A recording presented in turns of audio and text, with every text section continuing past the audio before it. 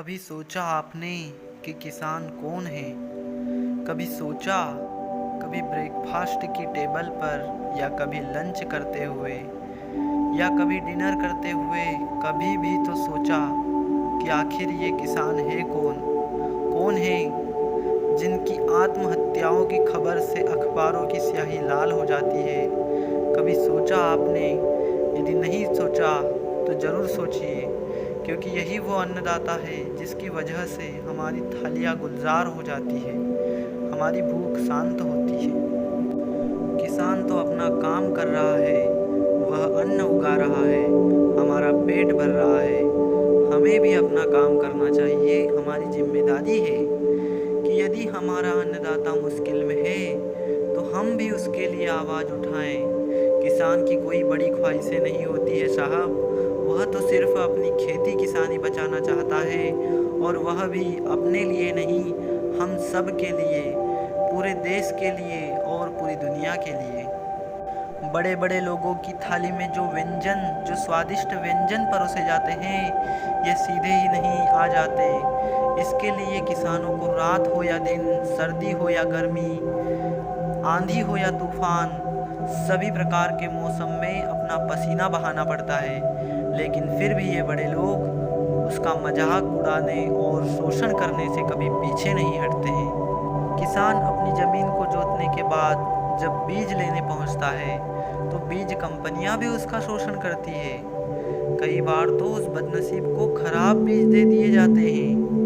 वह बदनसीब किसान उन बीजों को अपनी ज़मीन में बोता है, परंतु जब बीज अंकुरित नहीं होते तब भी वह बेचारा चुप ही रहता है, क्योंकि उसका दिल बहुत बड़ा है। इसके बाद जब वह कीटनाशक और उर्वरक लेने किसी व्यापारी के यहाँ पहुँचता है तब भी उसका भरपूर शोषण होता है।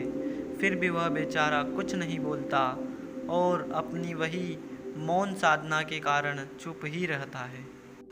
वह बेचारा किसान अपनी मजबूरी के कारण वर्ष भर मेहनत करके अपनी फसल का उत्पादन तो कर लेता है, लेकिन इसी फसल को लेकर जब वह मंडी में पहुंचता है तो व्यापारी अपनी इच्छा के अनुसार उसकी फसल की कीमत तय करते हैं। फिर भी वह बेचारा चुप रहता है।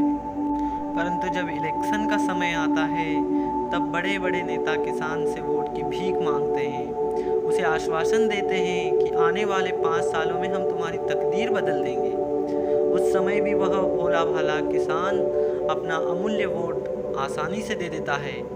लेकिन दोस्तों, तकदीर तो दूर, ये नेता उसकी मेहनत और खून पसीने की कमाई की फसल का भी सही दाम नहीं दे पाते हैं, क्योंकि इनको अपने घर परिवार पर ध्यान देने से ही फुर्सत नहीं मिलती। बेचारा किसान कर्ज लेकर अपने परिवार का पालन पोषण करता है, लेकिन कर्ज देने वाला साहूकार भी कहाँ उसे छोड़ने वाला है, वह भी तो उसे जोंक की तरह चूसता है। इसके बाद इसी कर्ज के पैसों से वह अपने बच्चों का विवाह करता है और कर्ज चुकाने में असमर्थ होने पर आत्महत्या कर लेता है और उसका परिवार अनाथ हो जाता है।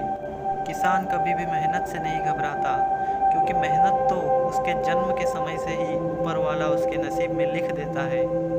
लेकिन दोस्तों, उसकी गरीबी, लाचारी, भूखमरी, कर्ज, शोषण तथा उसकी फसल का सही दाम न मिल पाना आदि सारी बातें ही उसको आत्महत्या करने पर मजबूर कर देती है। और यदि किसानों पर ध्यान नहीं दिया गया तो हर वर्ग को इस गलती का खामियाजा भुगतना पड़ेगा, क्योंकि आप बड़े बड़े रोबोट, बड़ी बड़ी गाड़ियाँ, नई नई टेक्नोलॉजी तो मशीनों के द्वारा बना सकते हो, लेकिन अनाज का उत्पादन मशीनों से नहीं हो सकता। इसके लिए तो किसान और धरती माँ पर ही निर्भर रहना पड़ेगा। किसानों की फसलों का यदि सही दाम नहीं मिला, किसानों के साथ यदि इसी प्रकार से दुर्व्यवहार होता रहा तो बहुत ही जल्द दुनिया को दाने दाने के लिए तरसना पड़ेगा। किसान किसी भी प्रकार के ब्रांडेड कपड़ों की इच्छा नहीं करता, न ही वह ब्रांडेड जूतों की इच्छा करता है, न ही उसे बड़े बड़े लोगों की तरह ब्रांडेड गाड़ियों में घूमने और बड़े बड़े बंगलों में रहने का शौक़ नहीं है साहब। वह तो उन्हीं फटे टूटे कपड़ों और अपनी घास फूस की झोपड़ी में अपने छोटे से परिवार के साथ ही सुखी और आनंद महसूस करता है, उसे तो केवल अपनी फसल का सही और पूर्ण दाम ही मिल जाए, वही उसके लिए बहुत है। दोस्तों, जब एक रिक्शे वाले से लेकर एक बस वाले तक को अपना किराया खुद तय करने का अधिकार है, किराना दुकान से लेकर एक मॉल वाले तक को अपनी वस्तु की कीमत तय करने का अधिकार है।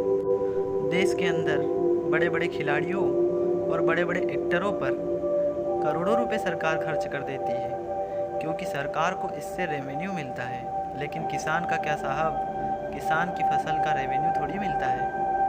कोई नेता किसी स्थान पर सभा करता है तो उसकी व्यवस्था लगाने और उसकी सिक्योरिटी में करोड़ों रुपए खर्च कर दिए जाते हैं, लेकिन वहीं यदि किसी किसान की फसल बर्बाद हो जाए, किसी किसान की फसल पर ओले गिर जाए, किसी किसान की फसल पर प्राकृतिक आपदा के कारण फसल नष्ट हो जाए, तो उस समय सरकार के पास फंड खत्म हो जाता है, सरकार की इकोनॉमी डाउन हो जाती है। दोस्तों, जब तक किसान को अपनी उत्पादित की गई फसल की सही कीमत तय करने का अधिकार नहीं होगा, तब तक किसान शोषित और हमेशा पिछड़ा ही रहेगा।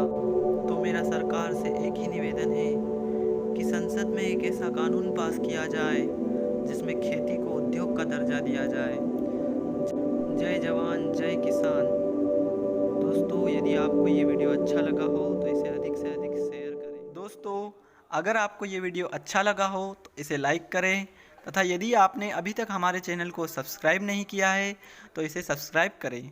जैसे ही आप इसे सब्सक्राइब करेंगे तो सामने आपको बेल आइकन बना दिखेगा, उस पर भी क्लिक करें, जिससे कि आपको हमारी वीडियो की नोटिफिकेशन सबसे पहले प्राप्त होगी। तो चलिए मिलते हैं अगले वीडियो में एक नई उम्मीद और एक नई ऊर्जा के साथ। तब तक के लिए आप सभी स्वस्थ रहें, मस्त रहें और अपने